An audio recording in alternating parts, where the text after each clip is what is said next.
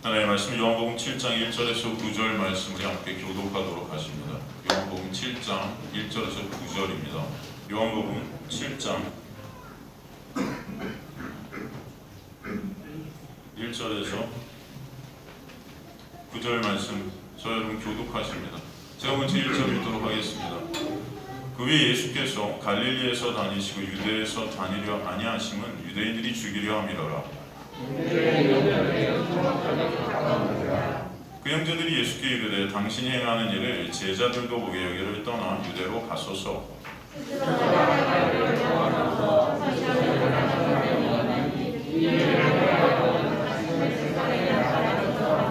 이는 그 형제들까지도 예수를 믿지 아니함이로라.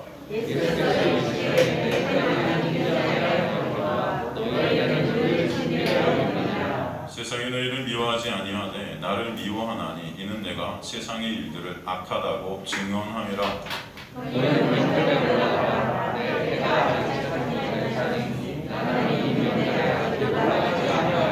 함께 있습니다. 이 말씀을 하시고 갈릴리에 머물러 계시니라. 아멘. 네, 저희가 계속 절기를 살피고 있는데 오늘 아마 마지막 시간 7번째 절기를 통해서 우리 요한복음 7장에 나오는 이제 초막절까지 다 끝내고 요한복음으로 계속해서 다시 넘어가 보도록 하겠습니다. 그럼 복습을 조금 하고 가죠. 복습을 조금 하면은 여러분 우리가 저번 시간까지 절기를 계속 살펴봤지 않습니까? 이 절기 전체가 바로 누구를 보인다고 그랬어요? 예수 그리스도를 보여주고 있는 거죠. 그죠? 이 절기를 갖다가 크게 봄절기, 여름절기, 가을절기 이렇게 나누게 되면은 이 봄절기라는 대표적인 봄절기 대표적인 무교절이라고 했어요. 무교절 안에 무슨 절기가 있다 그랬죠? 여러분? 무교절 안에 6월절, 무교절, 초실절, 그죠? 자, 이 무교절을 갖다 이제 6월절, 무교절, 초실절을 갖다 세 절기를 갖다 보통 무교절이라고 하는데 이게 뜻하는 게 뭐라 그랬습니까? 여러분 기억나시죠? 이 뜻하는 게 뭐죠? 예수 그리스도께서 이 땅에 오셔서 이루신 역사죠. 그래서 이 6월절이 뭐예요? 출애굽할 때, 그죠? 어린 양의 피로 문설주와 문방에 발라서 그들을 갖다가 출애굽, 구원의 역사를 일으키신 거 바로 예수 그리스도의 십자가 사건이에요. 그죠? 예수 그리스도의 놀라운 은혜의 보혈로 말미암아 저 여러분이 살게 된 놀라운 은혜가 바로 6월절의 역사고, 무교절이 뭐죠? 무교절? 그리고 나서 예수께서 어떻게 되셨어요? 장사 되시잖아요. 십자가 이후에 죽으시고 장사당하죠. 이 무교절에 그래서 우리가 무교절 떡을 갖다 어떻게 먹어요? 땅에 3일 동안 그쵸? 묻어뒀다가 꺼내서 먹어요. 이 무교절에 뭐가 들어가 있지 않았다? 누룩이 의미하는 게 뭐다? 죄다. 그죠?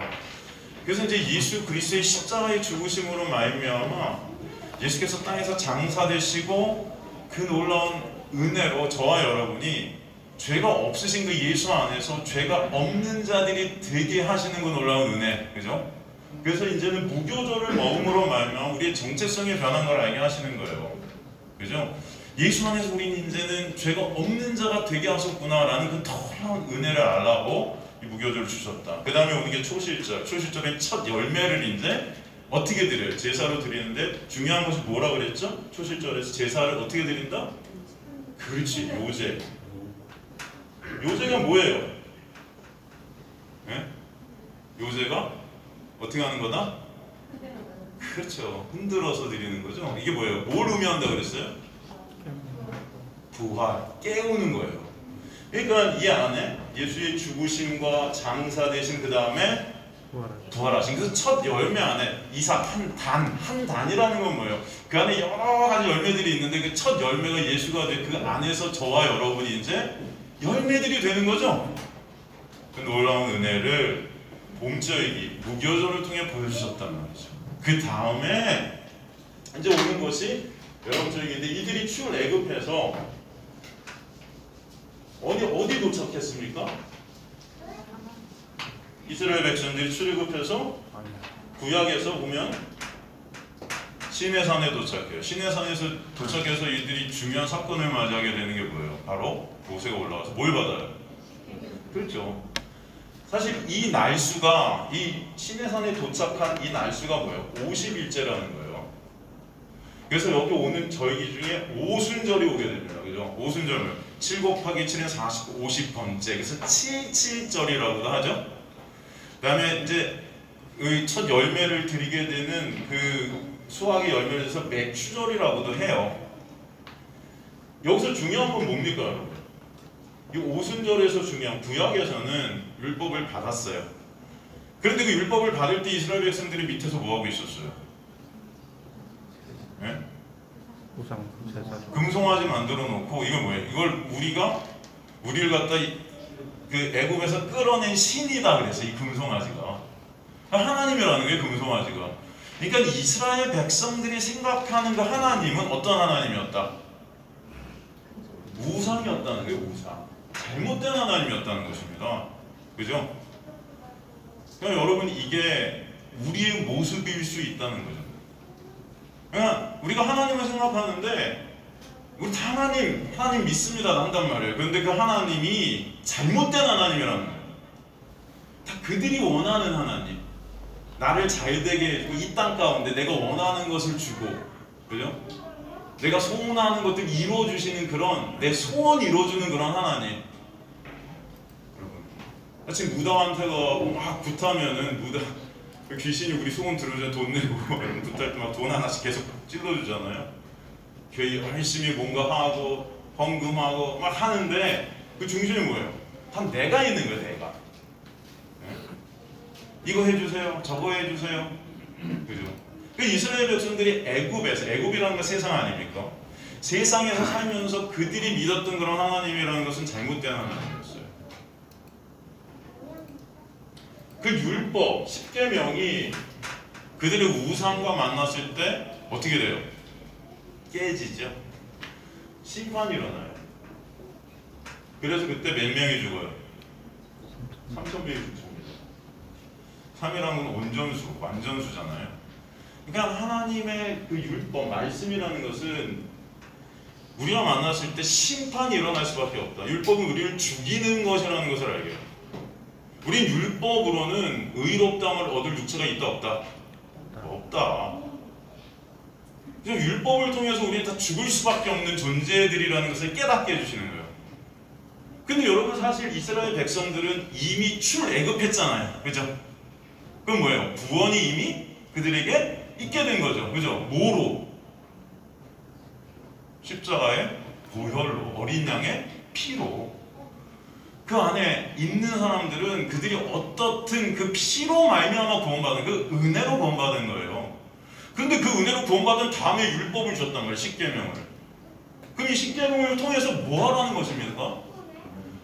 구원이라는 것은 인간의 힘과 노력, 이 말씀을 지켜서 내가 구원받는 것이 아니라, 이거 내가 지킬 수 없는데 하나님이 그런 나를 은혜로 구원해 주시는구나 알라고. 그죠? 그래서 구원 이후에 10계명을 주시는 거예요. 그죠, 여러분? 이해가 되십니까? 그렇다면 그 전에 주셨어야지만, 이거 지켜서 내가 이거 지킨 자만 구원받는 거라면은 그 전에 주셨어야 되는데, 구원은 보혈로 해주시고 그 다음에 율법을 주셔서 율법을 통해서 왜 예수 그리스도의 십자가의 보혈이 하면 안 되는지를 알게 해주시는 거죠. 그게 바로 구약의 오순절 사건이었어요. 그러면 이게 신약의 오순절은 뭡니까? 신약 때 오순절에 어떤 사건이 있었죠, 여러분? 누가 오세요? 성령께서 오시죠. 그 신약의 오순절. 구약의 오순절 사건 때는 율법이 왔어요. 10계명, 그죠? 율법의 대표라고 할 수 있죠. 그랬을 때 3,000명이 죽었다. 그 율법으로는 우린 죽을 수밖에 없는, 로마서에 보면 율법으로는 죄를 깨닫게 하려. 난 죽을 수밖에 없구나. 이거 알게. 그렇다면 신약에 있어서 이제 예수 그리스도의 십자가를 통해서 예수께서 성령을 보내시지 않습니까? 바로 이 성령은 로마서에 보면 그리스도의 영이라고도 해요. 그죠? 우리 안에 예수가 오시는 거예요. 각자 속에. 그죠? 그걸 통해서 뭐예요? 이제 3,000명이 어떻게 되죠? 사도행전에 보면 베드로가 설교할 때 살아나요.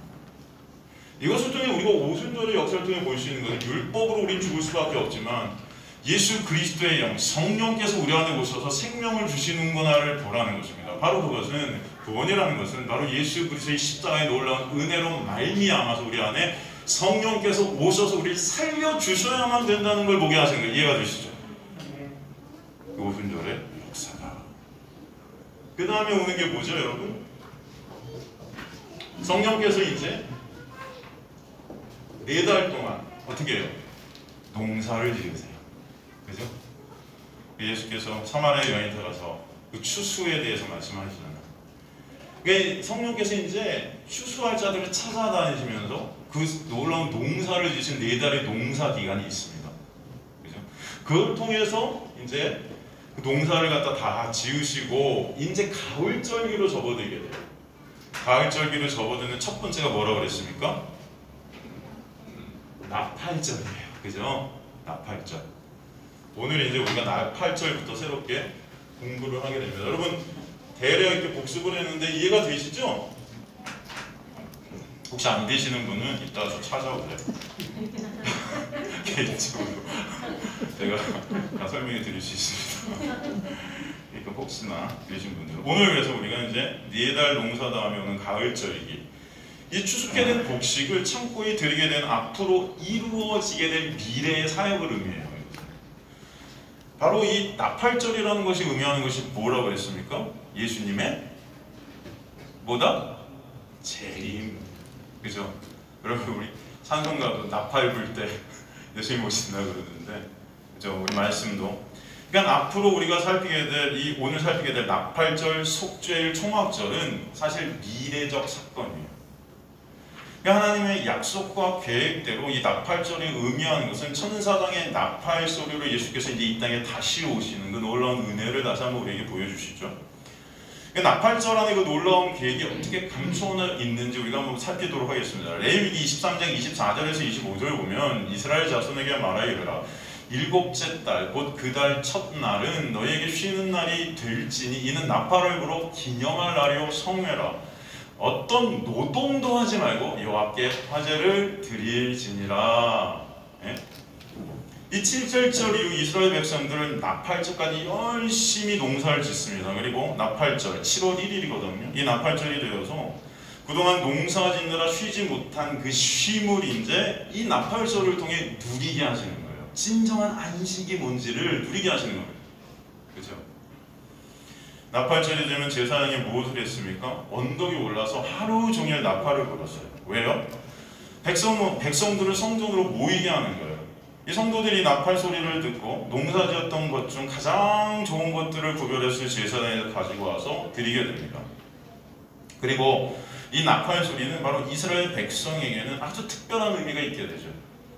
이들에게 이 소리는 기쁨과 소망의 소리예요. 그죠? 아주 너무 기쁘고 감사한 소리입니다. 왜요? 이 소리와 함께 뭐가 시작이 돼요? 진정한 안식이 시작이 됩니다. 물론 이 땅 가운데에서 이 진정한 안식이 우리에게 있지는 않겠지만 진정한 여기서 안식이라는 것은 여러분이 이제 맡게 될 예수 그리스도의 놀라운 재림으로 말미암아 이루어지게 완성하게 된 하나님의 나라를 뜻하는 거죠. 먼저 우리가 조금 알아야 될 것은 이 나팔 소리가 이스라엘 백성들에게 어떤 의미가 있었는가. 그죠? 이 나팔 소리는요, 첫 번째 예배를 드릴 때, 예배를 알릴 때 이 나팔을 갖다 불었습니다. 두 번째 여행의 출발에 이 나팔을 불었어요. 그 다음에 국가 간의 전쟁 시 이 나팔을 불었습니다. 또 백성들을 막 모을 때 이 나팔을 불었어요. 그 다음에 명절의 시작을 알릴 때 나팔을 불었고요. 연중 새 달의 시작을 알릴 때 나팔을 또 불었어요. 그리고 특별한 희생제물이 바쳐지는 제사 때 나팔이 불려졌습니다. 이 나팔 소리에 따라 이스라엘 백성들이 움직여지게 돼요. 그런데 이스라엘에는 두 가지 나팔이 있었습니다. 하나는 쇼파르라는 양각 나팔이 있었고 하나는 하초조라라는 은나팔이 있었어요. 이 쇼파르라는 양각 나팔은 주로 성회나 희년을 알릴 때, 백성들을 성전으로 부를 때 불려졌어요. 여러분 이런 것들은 어떻게 보면 지식적인 것들인데 이 안에도 하나님의 놀라운 은혜가 숨어있기 때문에 여러분 아시면 좋지만 잊어버리셔도 괜찮습니다. 그죠? 하초조라, 은나팔은 전쟁 출정 시 같은 긴박한 상황에 불려졌었어요. 이게 민수기 1장에서 4장에 나오는 내용이거든요. 이 나팔 하나를 불 때 온 족장들이 회방 문 앞에 집결하고 나팔 2개를 불 때는 회중들이 다 집결하게 됩니다. 그리고 어떻게 나팔을 분유나에 또 따라서 백성들의 움직임이 막 달라져요. 예로 그냥 나팔을 빵 하고 한번 불면은 모든 백성을 소집합니다. 이게 전쟁시나 급박할 때는 그런데 나팔을 한 번만 부는 게 아니고 빵! 빵! 빵! 계속 연속해서 불게 돼 있어요. 그 내용이 이제 민수기에서 10장 5절에서 10절까지 나오는데 여러분 집에 가서 한번 찾아보세요. 숙제입니다. 한마디로 말씀드리면 나팔 소리는 하나님의 지시를 이스라엘 백성들에게 전달하게 되는 사인이다. 이해가 되시죠? 그러니까 나팔 소리는 이스라엘 백성들만 아는 비밀의 소리다. 비밀의 소리다. 하나님의 임재, 그죠? 그 임재하심의 소리라고 볼 수 있습니다. 나팔절이 히브리어로 유시 하산나 그래요. 이게 뭐냐면은 이 의미가 새롭게 된다라는 뜻이에요. 새롭게 된다. 그러니까 나팔절은 민간용어로 새로운 해의 시작인 달입니다. 성령으로 보면 6월절이 새해 첫 달이 되었잖아요. 그런데 이 민간용어로 이제 나팔절이 새해 첫 달이 되는 거예요. 그렇기 때문에 민간용어로 7월 새해 첫 달, 6월절이 1월이라면 나팔절은 7월입니다. 이 출애굽한 이스라엘 백성들에게는 6월절이 최고의 명절일 것이에요. 그죠? 출애굽한 백성들에게. 그런데 가나안에 들어오게 된 이스라엘 백성들에게는 나팔절이 최고의 명절이 됩니다. 이게 의미하는 게 여러분 뭔지 이해가 되시겠죠? 이제 그러면 이 땅 가운데 우리가 살아가면서 우리에게 최고의 명절은 6월절일 것입니다. 그죠? 이 광야 생활이라는 것은 여러분 우리가 구원받은 후에 여러분 스테반 집사님이 사도행전에서 교회를 뭐라 그래요? 광야 교회라 그런단 말이에요. 여러분이 지금 신앙생활하는 이 생활이 광야 생활입니다. 그죠? 이 광야 생활, 이 교회를 통해서 여러분이 교회, 신앙생활을 통해서 우리가 뭘 알아가는 거예요? 하나님의 그 놀라운 은혜를 그 기간 동안 알게 되잖아요.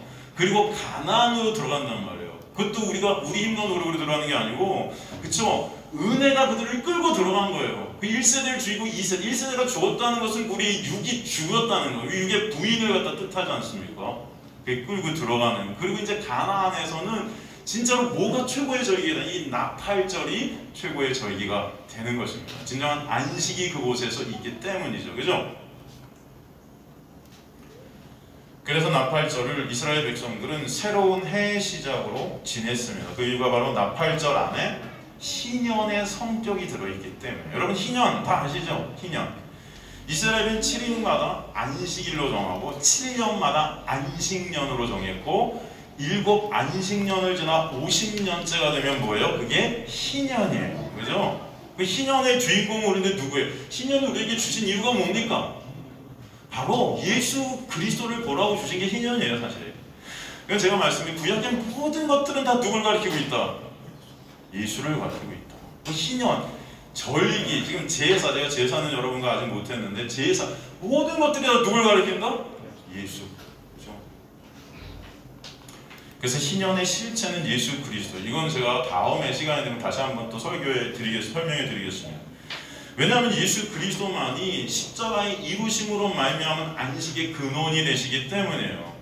그 용서라는 거, 희년이 있으면 모든 것들이 자유케 되고 용서케 되고 회복되는 은혜가 있게 되는데 그 회복의 역사, 용서의 역사, 자유케 되는 역사는 누구 안에만 있다? 바로 예수 안에만 있음을 보게 하는 게 희년이에요. 그죠? 오직 그리스도 예수 안에 있는 자에게는 결코 뭐가 없다? 정죄함이 없나니. 누구 안에서? 예수 안에서. 그죠? 근데 우리가 그것은 무슨 여러분 가만히 보면 여러분 인생 가운데 우리가 인간들은 용서라는 걸 사실 할 수 있을까요? 여러분 그 용서라는 것은 우리가 할 수 없는 거예요, 사실. 여러분 말은 용서한다 마음속 깊은 곳에 보면 용서 못하고 있는 나를 보죠. 항상. 여러분 진정한 용서는 예수 그리스도의 십자가의 희생으로만 되는 것임을 반드시 아시길 간절히 소망합니다. 그래서 그 용서의 그 근원 대신 예수 그리스도만을 바라볼 수밖에 없는 자들이요, 저와 여러분이에요. 그죠? 그래서 그 주님 안에서 진정 감사가 있게 하시는 거예요. 용서하지 못하는 나를 품어주시는 그 주님의 은혜, 여러분 십자가의 그 은혜가 아니면 저와 여러분은 용서라는 게 있을 수 있을까 없을까? 없습니다. 없어요. 우리는 다 그 십자가의 놀라운 역사 아니면 없음일 수밖에 없는 자들. 그냥 죽어, 그냥 시체 아무것도 아닌 자들이에요. 먼지 같은 티끌 같은 자들이라는 거예요. 그래서 이 나팔절 안에 희년의 의미가 있는 것입니다. 애굽에서 풀려나게 된 것은 6월절이나 진정한 안식은 가나안에 들어가 희년의 안식 안에서 회복되어지는 그 희년 안에 회복이 있다. 노예도 해방되고 잃어버린 것들이 회복되는, 모든 빚이 탕감되는, 모든 것들이 면제되는 그 희년이 나팔절 가을 절기로 시작을 하게 하시는 것입니다. 그렇기 때문에 이스라엘 백성들은 나팔절을 학수고대하게 돼요. 여러분 이게 뭐예요? 진정 예수 그리스도의 놀라운 은혜를 아는 자들은 무엇을 고대해요? 이제 주님께서 오실, 주님께서 완전히 이루실 그 하늘의 그 놀라운 천국의 완성, 하늘나라의 완성, 여러분에게 이미 임해서 여러분이 누리고 있는 성령 안에서 여러분의 육은 이 땅 가운데 고난 가운데 여전히 이 어둠 가운데 살고 있지만 이 안에 누가 오셔서 성령이 오셔서 내 안에 천국이 왔다 그래요. 예수께서 천국이 너희 안에 왔다 그러잖아요. 바로 성령께서 오셔서 이루신 그 천국의 은혜가 이제 진짜 여러분 가시적으로 또 여러분의 인생 가운데 오게 될 그때를 학수고대하게 하시는 거예요. 지금 그것을 느끼게 하셔서 아 그때가 올 거야. 우리 안에 그것을 채울게 하시는 거예요. 여러분의 인생을 통해서. 그죠? 나팔절을 통해서 그 은혜를 보도록 하시는 것입니다. 나팔절을 통해. 그 다음에 이제 나팔절 다음에 오는 절기가 속죄일이죠. 여러분 속죄일이 의미하는 것은 예수님이 재림 후에 예수님 안에서 구원받게 된 백성들이 이제 예수께서 대제사장이 되셔서 당신의 보혈을 앞세우셔서 우리를 하나님 앞에 세우시는 그 놀라운 은혜가 있게 하시는 거예요. 저 여러분이 하나님 앞에 무엇으로 설 수 있겠습니까? 한번 생각해 보세요. 무엇으로? 여러분이 한 행위? 내가 뭐 이거 했어요? 이거 저거 했어요? 여러분 우리가 하나님 앞에 설 수 있는 유일한 것은 예수 그리스도의 십자가의 보혈의 공로뿐임을 아직 간절히 소망합니다. 그죠? 그 믿어지세요 이게? 진짜 믿어지는 역사 여러분 안에 있게 되기를 간절히 소망합니다. 아 예수의 놀라운 은혜 아니면 저는 주님 앞에 설 수 없음을 아시는 저와 여러분 되시기를 간절히 소망합니다. 예수께서 저와 여러분을 위해 십자가에 달리신 그 은혜가 아니면 저희는 하나님 앞에 설 수 없어요, 여러분. 그죠? 많은 사람들이 하나님 앞에 서서 그래요. 내가 주님의 이름으로 이것도 하고 이것도 하고 이것도 하고 이것도 했어요. 이거 다 했어요. 저희가 했어요. 그 의가 벗었단 말이에요. 귀신도 내쫓고 대단합니다. 그죠? 귀신도 내쫓았대요. 뭐 병자도 고치고요. 주님의 이름으로 이 많은 일들, 엄청난 것들, 야 훌륭합니다. 근데 주님께서 뭐라고요? 내가 널 도무지 알지 못합니다. 여러분, 저 여러분은 예수 그리스도의 놀라운 은혜가 아니면 설 수 없습니다. 그 보혈이 아니면 설 수 없습니다. 그 십자가의 보혈의 공로로만 주님 앞에 설 수 있음을 아시길 간절히 소망합니다. 그래서 우리는 주님의 은혜를 의존케 되는 거예요. 바로 이 속죄일이 그것을 우리에게 말씀하고 있습니다. 그리고 오는 것이 이제 우리가 오늘 좀 집중적으로 살필 초막절이에요. 초막절. 이 초막절은 레위기 23장 33절에서 44절에 쭉 설명이 나옵니다. 오늘 여러분 집에 가서 한번 이것도 읽어보세요. 이 7대 절기 중 이 초막절은 마지막 절기예요. 그래서 이 초막절을 갖다가 초막절이라고도 하고 또 뭐라고 하죠 이걸? 장막절이라고도 하고 또 뭐라고 그러죠 이걸? 여러분 수장절이라고도 해요. 수장절 하니까 우리 보통 수장당하나? 그게 아니고 수확해서 창고에 알곡을 걷어들인다. 그래서 수장절이죠. 이스라엘 백성들이 광야 생활을 초막, 장막을 짓고 그 안에서 인도되어지고 보호되어진 것을 진정으로 감사해서 기념하는 절기가 초막절이고, 또 수장절이라는 것은 조금 아까 말씀드렸지만 가을 절기를 끝내고 알곡을 창고에 드리는 은혜를 감사하게 되는 절기다. 이것의 영적인 의미는 뭘까요, 여러분? 이 세상에서 출애굽되어서 교회라는 광야 생활을 하나님의 은혜로 장막 안에서 인도되어지고 불기둥, 구름 기둥으로 인도되어지고 결국은 알곡으로 하나님의 창고, 이 의미한 게 하나님의 나라죠. 천국이에요. 이 천국에 들어가게 하시는 은혜, 그것을 너무나 감사함으로 드리라는 것입니다. 그것을 알라는 거예요, 여러분. 이 초막절을 통해서. 그죠? 장차 예수님의 제 이름으로 이제 하나님 나라에서 성도들과 영원히 함께 하실 것을 알게 해주시고, 그리고 이미 우리 안에 오신 성령께서 우리와 함께 해주심으로 이 천국을, 영생을 이미 이 땅 가운데 경험케 하시고 누리게 하시는 은혜. 그래서 초막절은 이제 수고를 거치고 이제 장막 대신 누구 안에서? 예수 안에서, 성령 안에서 진정한 안식이 있게 됨을 알게 하시고, 그 은혜로 감사와 찬송이 있게 되는 축제의 저녁이고, 그래서 잔치로 지켜지게 되는 거죠. 그래서 초막절이 되면 온 민족이 나팔을 불어 황우송을 지르고 종려나무가지를 흔들면서 최고의 축제를 나누며 한 해를 마무리하는 절기로 지냈었어요. 초막절은 성도를 구원해 가시는 넉 달 동안 성령이 농사를 통해 이제 하늘나라 곳간의 천국 창고에 성도들을 드리게 되는 귀한 역사죠. 레위기 23장 40절에서 42절을 보면은 초막절에 이스라엘 백성들은 하나님께 그의 수확된 각종 열매와 곡식, 기름 등을 하나님께 드리는 제사로 드리게 됩니다. 그죠? 첫날에는 너희가 아름다운 나무실과 종려나무 가지와 무성한 나뭇가지와 시내버들을 취하여 너희의 하나님 여호와 앞에서 이래 동안 즐거워할 것이라. 너희는 매년 이래 동안 여호와께 이 절기를 지킬지니 너희 대대의 영원한 규례라. 너희는 일곱째 달에 이를 지킬지니라. 너희는 이래 동안 초막에 거주하되 이스라엘에서 난 자는 다 초막에 거주할지니. 그렇죠?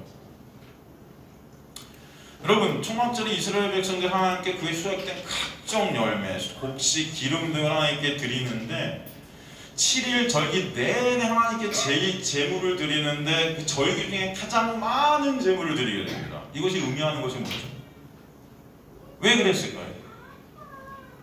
왜 가장 많은 제물을 이 초막절에 드렸을까요? 이유가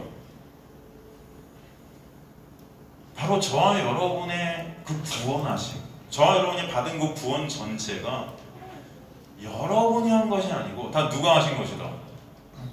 예수 그리스도께서, 주님께서 하신 역사다. 그래서 여러분에게 주어진 그 모든 것들을 다 어떻게 해요? 드려지게 되는 것입니다. 그죠? 내가 한 게 없는 거예요, 여러분. 다 주님께서 우리에게 거저 은혜로 값없이 주신 것이기 때문에 그것을 다 드려지는 것으로 이것을 표현하는 거예요. 구원은 오직 누구에게 있다? 주님께만 있습니다. 주님 홀로 이루심 안에 있습니다. 모든 것은 주님의 은혜입니다. 그죠? 그리고 초막절에 이스라엘 백성들은 중요한 것을 세 가지를 했어야 됐어요. 중요한 거. 첫째, 이 절기 동안 일주일 동안 장막을 짓고 생활을 했어요. 초막을 짓고 생활을 했어야 돼요. 지금도 유대인들은요, 여러분, 초막절이 되면은 집 뒤에 텐트를 치고 생활을 합니다. 지금도. 그것을 통해 하나님께서 광야에서 그들을 인도하신 그 은혜와 사랑을 알라는 거죠.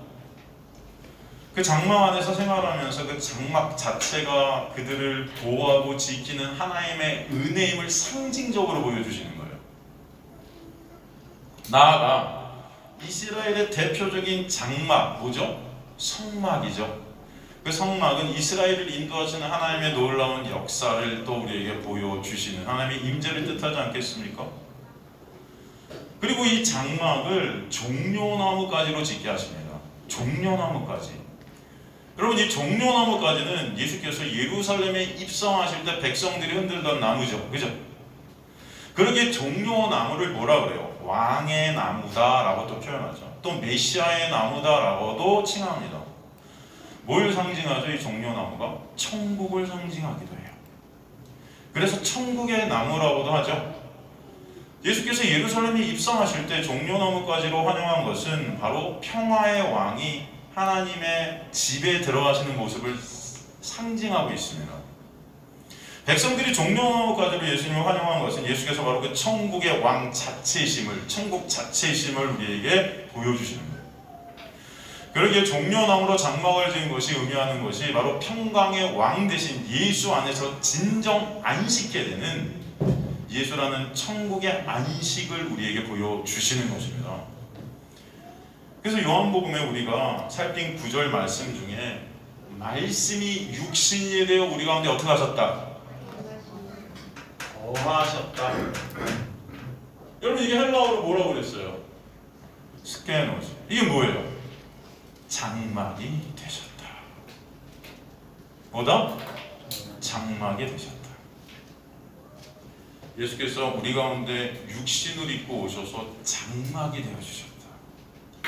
십자가를 통해서 예수님의 보혈의 놀라운 은혜로 여러분을 장막 안에 있게 하셨다. 예수라는 장막 안에서 이제는 누구든지 예수 안에 있는 자는 결코 정죄함이 없게 그 은혜 가운데 있게 하신 거예요. 그죠? 주님께서 우리를 덮으셔서 예수 안에서 진정 안식이 있게 하시는 거예요. 평강이 있게 하시고, 그죠? 감사가 있게 하시고, 예수 안에서 기쁨이 있게 하시는 것임을 아시길 간절히 소망합니다. 초막절은 바로 예수 안에서 예수 그리스도의 놀라운 은혜로 있게 되는 하나님의 나라를 담고 있습니다. 그래서 창세기 1장 1절에서 2절을 보면요, 태초에 하나님이 천지를 창조하시니라 땅이 혼돈하고 공허함은 흑암의 깊음 위에 있고 하나님의 영은 수면 위에 운행하신다. 이게 운행이라 아프라는 이불이에요. 그죠? 운행. 이게 뭐죠, 여러분? 이게 새가 알을 품고 있는 것입니다. 나아가 생명을 창조하는 역사인데 어미 독수리가 새끼 위를 그 날개로 덮어서 보호하고 지키는 거예요. 이걸 라하프라고 그래요.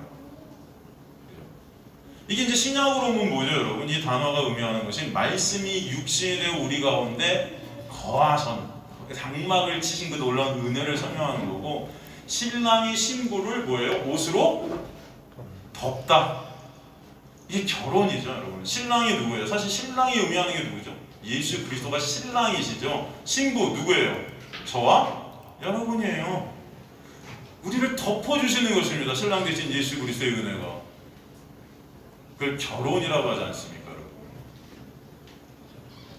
바로 그리스도로 인한, 예수로 인한 그 구원의 역사를 설명해 주시는 거예요. 그리고 창세기 1장 3절에 빛이 오게 되는 것입니다. 사실 그 빛은 우리 눈으로 보는 그런 가시적인 빛이 아니었어요. 그죠?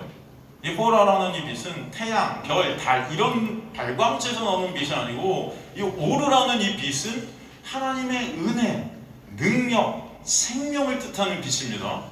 그 빛이 신약에서 누구를 의미해요?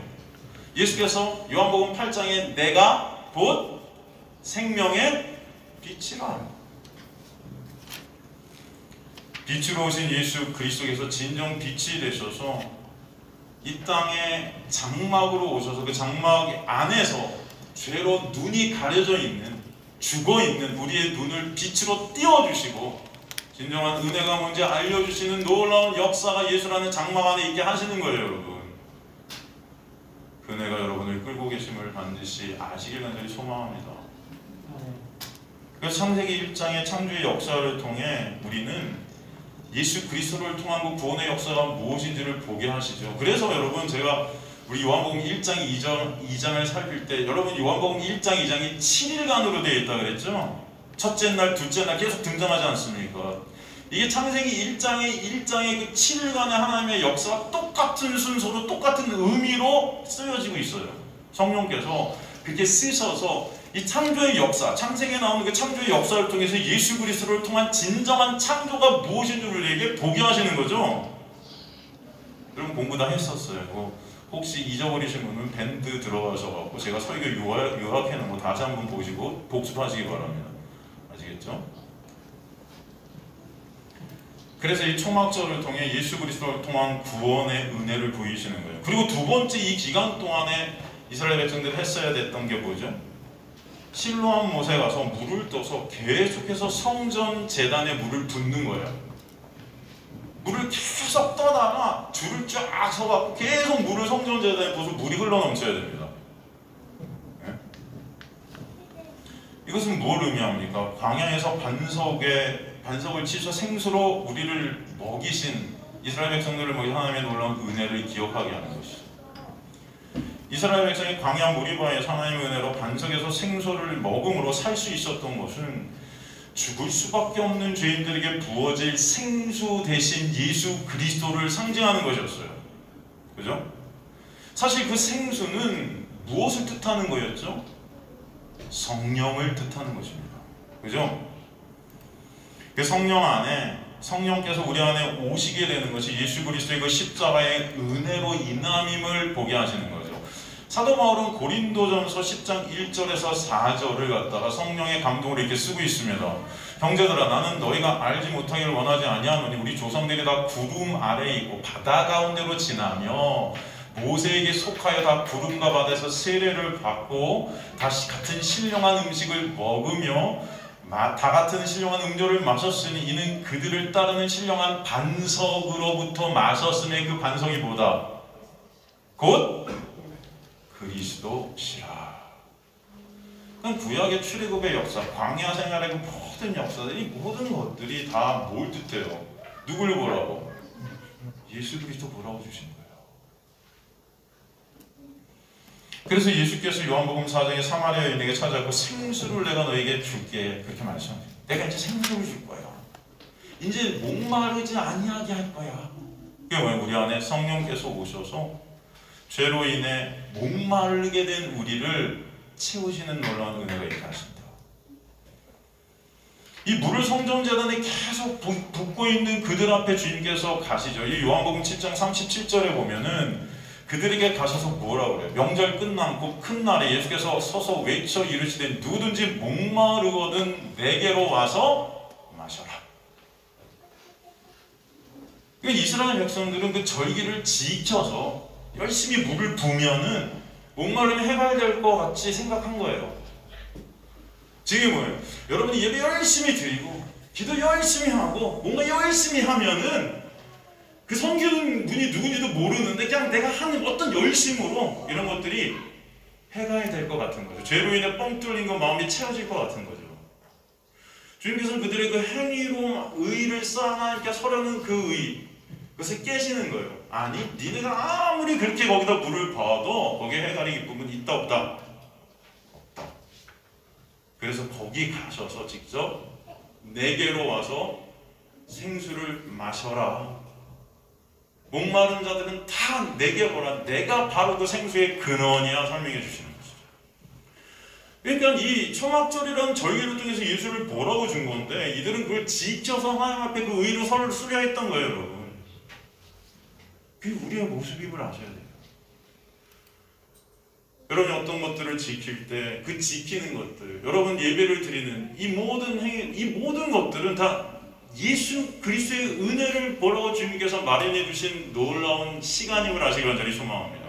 근데 그 예수의 은혜를 보지 못하고 예수의 사랑을 보지 못하고 예수를 사모하게 되지 못하고 그 은혜 앞에 엎드려지지 못한 채 그저 우리의 행위, 우리가 한 것들, 내가 이거 했어요 주님 이거 했어요, 이것들을 갖고 주님 저 이렇게 했으니까 저희 이거 천국 갈만 하죠 라고 한다면 이게 잘못된 거예요.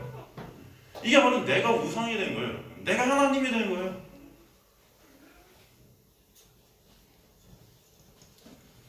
그래서 생수의 근원이 바로 예수 그리스도이심을 말씀하시는 거예요. 구약을 통해 그 생수의 근원에 대해서 또 우리에게 더 정확히 설명해 주신 게 스가랴서 14장 8절을 보면 그날의 생수가 예루살렘에서 솟아나서 절반은 동해로 절반은 서해로 흐를 것이다. 여름에도 겨울에도 그러하리라 하고 더 나아가 에스겔서 47장 1절에서 12절을 보면 그가 나를 데리고 성전문에 이르신 성전의 앞면이 동쪽을 향하여 있는 그 문지방 밑에 물이 나와 동쪽으로 흐르다가 성전 오른쪽 제단 남쪽으로 흘러내려. 이 내용 여러분 다 아시죠?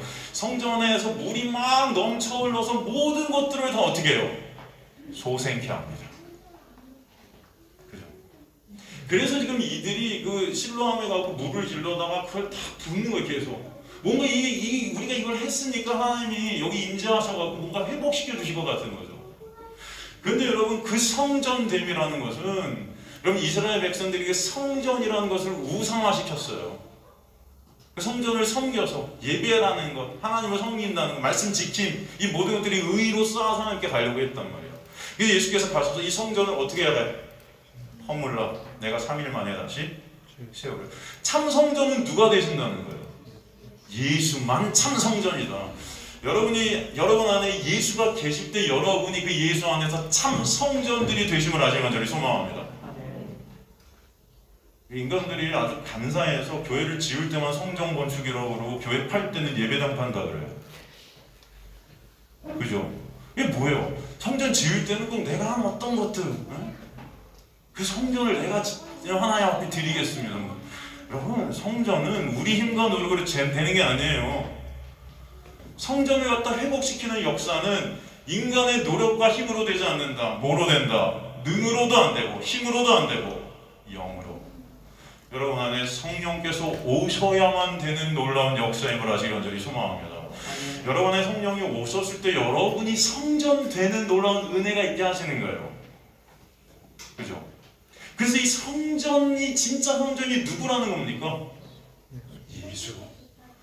여러분 예수라는 참 성전에서만 성령이라는 물이 흘러나와서 진짜 회복의 역사가 있게 하시는 게 바로 에스겔서 47장 1절 12절의 말씀이에요.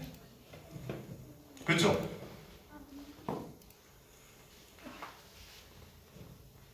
에스겔서 36장 26절에서 28절 보면 또 새 영을 너희 속에 두고 새 마음을 너희에게 주되 이게 성령 아닙니까? 너희 육신에서 굳은 마음을 제거하고 성령의 역사예요. 부드러운 마음을 주고 구원의 역사예요. 내 영을 너희 속에 두고 너희가 내 율례를 행하게 하리니 너희가 내 규례를 지켜 행할지라. 내가 너희 조상들에게 준 땅에서 너희에게 거주하면서 내 백성이 되고 나는 너희 하나님이 어떻게 해요? 되게 하시는 은혜. 누가 오시면? 성령이 오시면. 그래서 성령이 우리 안에 오심으로 인해 하나님의 나라가 이루어지는 것입니다. 그렇게 열심히 물고 하나님의 임재를 바라던 그들에게 내가 바로 그 성전이신 천국의 주인이신 예수임을 설명해 주시는 거예요. 선포하시는 거예요. 진정 물이 없어 죄로 인해 갈증을 느끼는 인간들을 해갈시켜 주실 분은 오직 생수의 근원 되신 예수밖에 없음을 아시길 간절히 소망합니다. 목마른 자들아 너희 힘과 노력으로 이렇게 열심히 물을 부어 해갈할 것 같지만 천만에 오직 그 해갈은 나로부터만 있단다를 설명해 주시는 거예요. 나로부터. 그리고 계시록에 보면 생수 대신 예수로 완성이 되는 하나님의 나라를 계시록 22장 1절에서 2절을 통해 보여주죠. 또 그가 수정같이 맑은 생명수의 강을 내게 보이니 하나님과 및 어린 양의 보좌로부터게 흘러나와서 길 가운데로 흐르더라. 강 좌우에 생명나무가 있어 12가지 열매를 맺되 날마다 그 열매를 맺고 그 나무 잎사귀에 들은 만국을 치유하기 위하여 있더라. 바로 생수 대신 예수 그리스도가 완성하신 하나님의 나라의 모습이에요. 그리고 세 번째로 절기 기간 중에 했던 것이 뭐예요? 성소 안에 있던 촛불을 밝혀서 7일 내내 성전을 밝혀야 되고 여인의 뜰, 그 성전 뜰 안에 있는 큰 기둥 둘을 세워서 이스라엘 시를 갖다가 아주 환하게 밝혀야 됐습니다.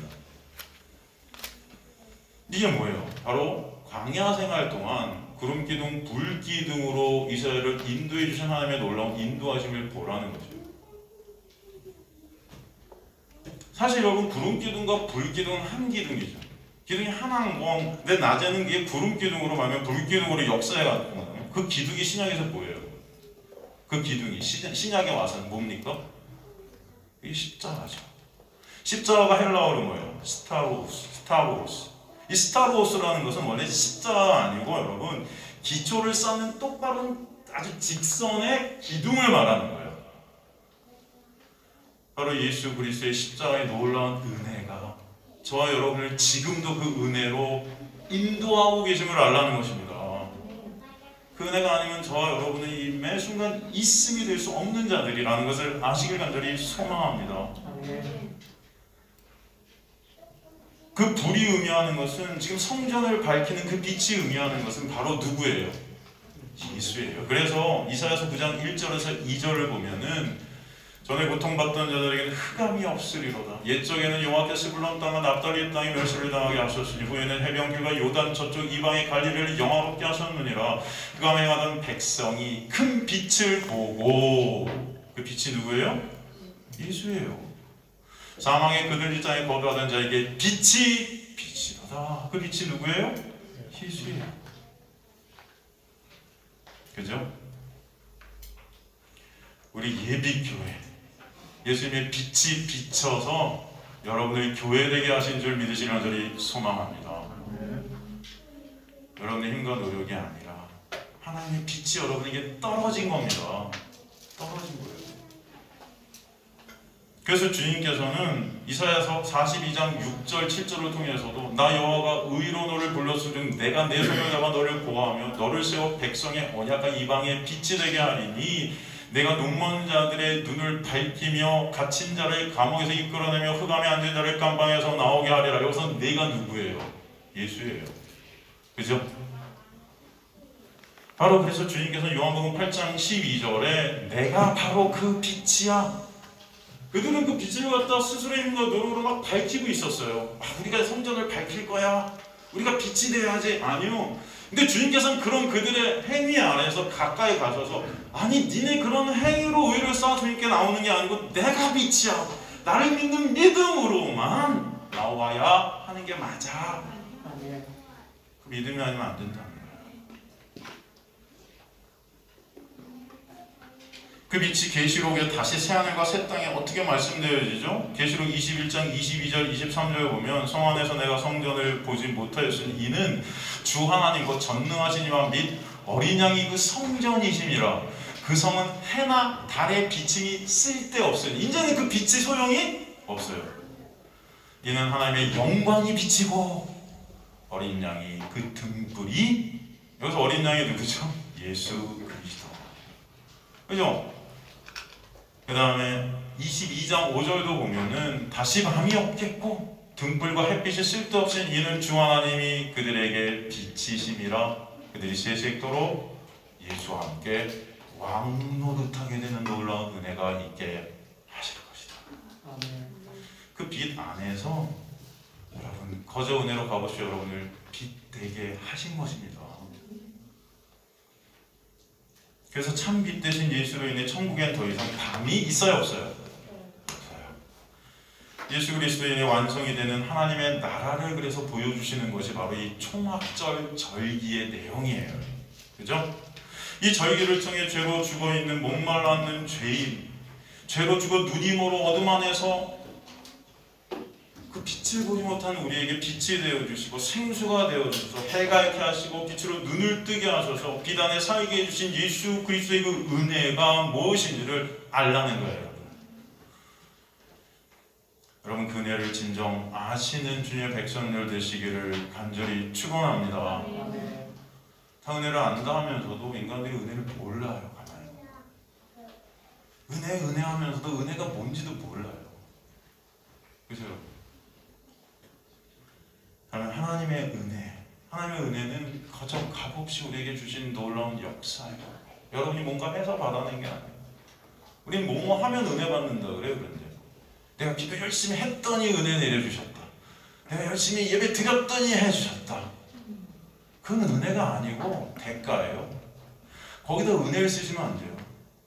은혜는 뭐뭐 하지 않았을지라도 우리에게 베풀어 주시는 갚을 자, 갚을 길이 없고 갚을 능력이 없고 받을 자격이 없는 자에게 거저 값없이 그냥 떨어주시는 것이 은혜임을 하시기 간절히 소망합니다. 저 여러분은 지옥에다 떨어져야 맞아요.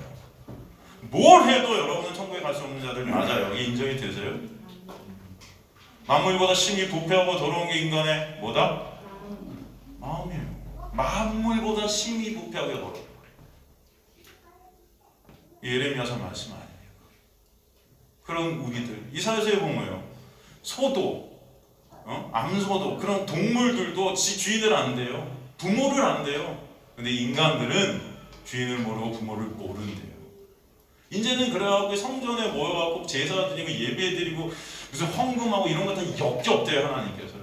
왜? 그 행위들이 뭐예요? 가만히 보니까 진정 하나님을 사랑해서 하나님의 은혜를 알아서 하는 게 아니고 그 은혜에 격발되어져서 하는 게 아니고 뭐예요? 나를 위하는 것입니다. 하나님 내가 이렇게 했으니까 복 주세요. 이 땅에서 잘 먹고 잘 살게 해주세요. 건강케 해주세요. 다 이 땅의 꽃들이 그냥 바라지는 거예요. 여러분 예수 그리스도가 이 땅에 오신 이유를 여러분 이 땅에서 여러분 어떻게 하시기 위해서? 빼내시기 위해서 오셨어요. 그래도 여러분 이 땅에서 뭐뭐 하게 해주세요. 이 땅에 우리의 시선이 가게 하는 거예요. 사탄 마귀는. 사탄 마귀는 좋은 곳으로 오름이라는 것을 가리게 만듭니다. 여러분. 오름은 오직 누구예요? 예수만 오름이에요. 여러분 이것을 잊지 마시기 간절히 소망합니다. 예수만 의라고 로마서에 말씀하세요. 예수만 우리에게 한 의를 주셨다. 근데 인간들은 내가 한 어떤 행위들이 의가 돼버렸어요. 예배 열심히 드린 것이 의가 되고 기도 열심히 한 것이 의가 되고 신앙생활 내가 충성한 교회 뭐 했어요 하는 그 행위들이 다 의가 돼버렸어요. 그건 조음이에요. 우리 안에 성령께서 오시면 그렇게 하게끔 그렇게 갈망케 하세요. 그런데 그게 여전히 안 돼요. 사실은 여러분 마음속 깊이 진정 여러분 그런 은혜로 여러분이 되어지게 아니죠. 우리는 항상 그런 의의를 갖다 챙긴단 말이에요. 내 의의를 뭐 하고도 그런 나를 자랑하고 싶고 칭찬받고 싶고 그죠? 내 가치를 막 오르고 하고 싶고 이 세상 가운데 그죠? 다 그런 가치 쌓기라고 있단 말이에요. 인간들이 이 성도의 신앙생활이라는 것도 다 보면 그래요. 그런 저와 여러분을 오늘도 말씀 가운데 끌고 오셔서 하나님의 놀라운 은혜가 아니면 안 되는 자들임을 보게 하시는 은혜가 이 자리에서 있게 하심을 아시기 간절히 소망합니다. 그게 진짜 하나님의 역사 아니겠습니까? 우리는 여전히 안 돼요. 여전히 이스라엘 백성들이에요. 광야 생활 40년 동안 불평, 불만, 원망 하나님께 그냥 대항하고 저항했던 그들 왜 만나만 주냐고 고기 달라고 그 애국에서 먹던 그 고기 이 세상에서 누리고 싶었던데 육이 원하는 그 고기 그거 달라고 뗐었잖아요. 하나님께서 하늘로부터 그 은혜를 매 순간 내려주시는데도 그 은혜가 뭔지 몰라요. 여러분 오늘도 여러분이 숨쉬고 오늘도 여러분이 살아가고 여러분 그런 질문 드렸잖아요. 여러분 공기 우리가 숨쉬는 공기에서 오늘 아침에 감사했냐? 우린 진짜 우리를 살 수 있게 하는 그 생명되는 거에서 감사가 없어요. 은혜가 뭔지 몰라요. 근데 내가 한 어떤 것들 난 이거 했어요 라는 것에서 감사를 느껴요. 하나님 제가 이 교회 지었습니다. 제가 이 건물 지었어요. 저 잘 지었죠?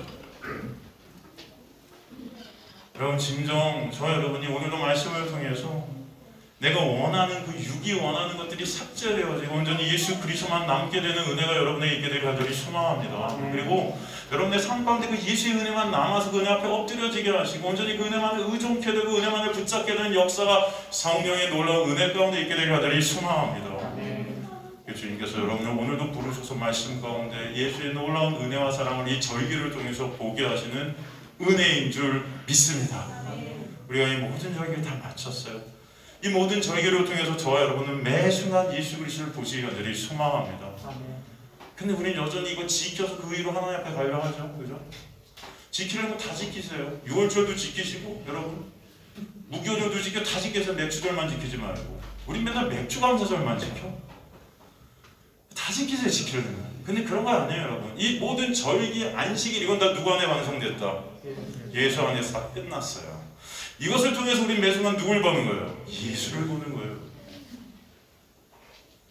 여러분이 이걸 통해서 예수를 보지 못하고 내 행위를 보고 내 의의를 챙긴다는 것은 예수님을 모르는 겁니다. 은혜를 모르는 거예요. 영생은 유일하신 어떤 하나님? 참 하나님과 그가 보내신다 누구? 예수 그리스도 어떻게 하는 거다? 아는 거다. 여러분 제가 신앙은 알의 문제다. 항상 말씀드립니다. 알아야 돼요. 여러분.